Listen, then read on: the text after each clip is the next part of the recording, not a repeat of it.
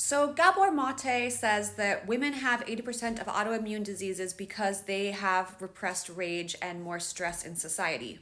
That, it's true that women maybe it's not as safe for us to express anger. And so then we repress it. And then there's just this sort of conflation of, well, then women are a majority of this thing, so then maybe they're related.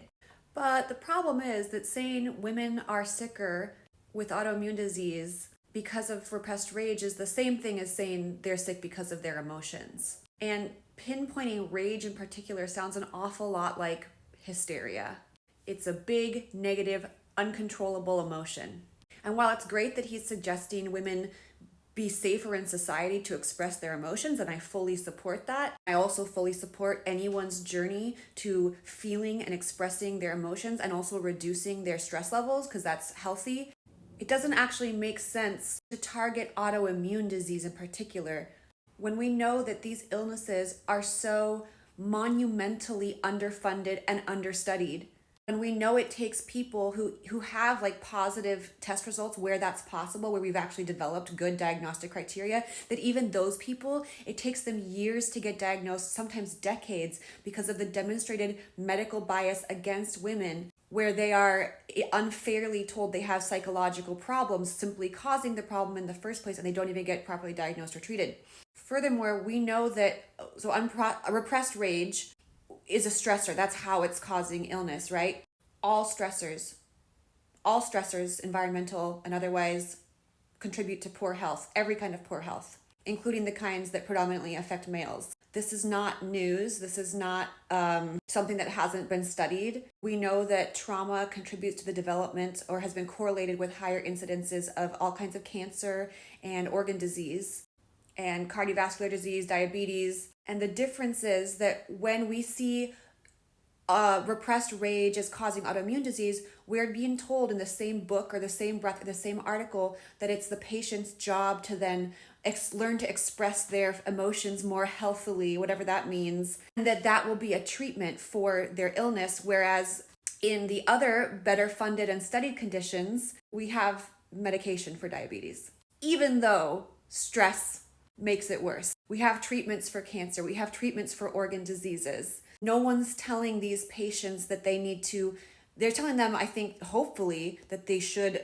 work on their stress levels if that's correlated. But most physicians aren't saying, don't take insulin, deal with your rage issues.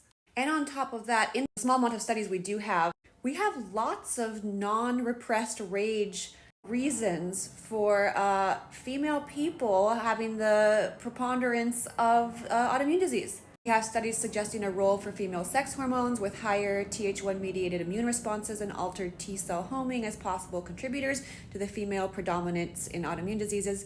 Others have suggested that women have a genetic predisposition to autoimmunity due to their second X chromosome. Since one X chromosome is silenced by epigenetic mechanisms in women, it is possible that epigenetic mechanisms also contribute to the female predisposition to autoimmunity through effects on the inactive X. So this paper is from 2010, but a study from Stanford out, I think, last year provided further evidence of that mechanism.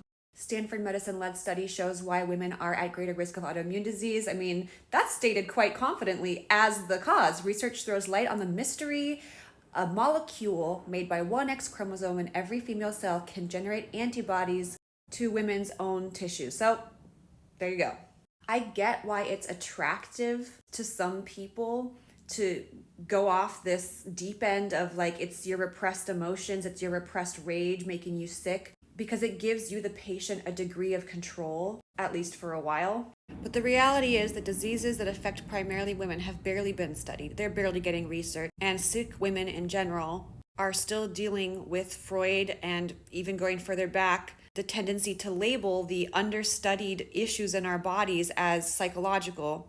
And unfortunately, though, Gabor Mate and the people that perpetuate this stuff seem to think they're helping. And it is good to call out the fact that women's anger is not accepted in society. Ignoring the real problems in medicine faced by women, which is our illnesses and our bodies are not being studied, does more harm than good.